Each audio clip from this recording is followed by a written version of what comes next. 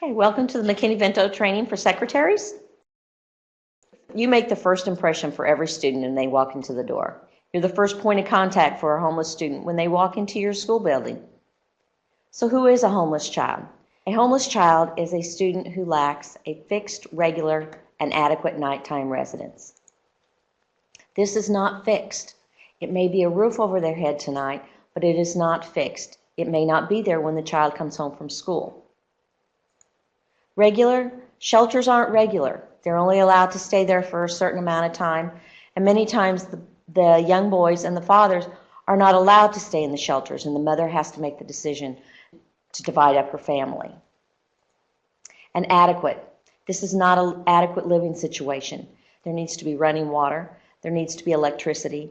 You also need to consider the child's psychological, emotional safety in the house. This are the easy ones to identify. If they're living in the motels, if they're living in a campground, if they're living in the all-night laundromat or all-night Walmart, McDonald's. Those are the easy ones to identify. The ones not so easy to identify are the migratory children. They may not have adequate living situation and they move around many times during the year. The other one that is not easy to identify is foster children. Once a child has been placed by a judge, they're no longer homeless. But up until that final placement, a child is homeless because they're awaiting foster care placement. The hardest ones to identify are the students, many times the high schoolers. They're sharing the housing of others due to the loss of economic hardship. They're doubled up on the couch of a friend. If they're staying all night with one friend and staying the next night with another friend, they're living at grandma's house. They're living with an aunt and an uncle. They're living with their friends or any other family member or anyone who will take them in. It's called couch surfing, and it is considered homeless. So what can I do as a secretary?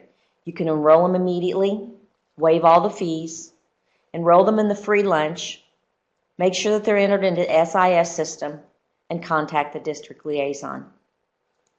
If you don't know who the district liaison is, this website will tell you the district liaisons for every district in the state of Illinois. A homeless student has the right to attend school in their school of origin, which is the school they last attended when they were permanently housed, the attendance center nearest where they are presently living.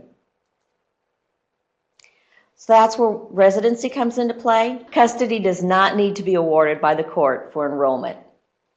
Custody cannot be granted to someone just for the sole purpose for the access of the educational programs for the district, and court-ordered guardianship cannot be required for enrollment.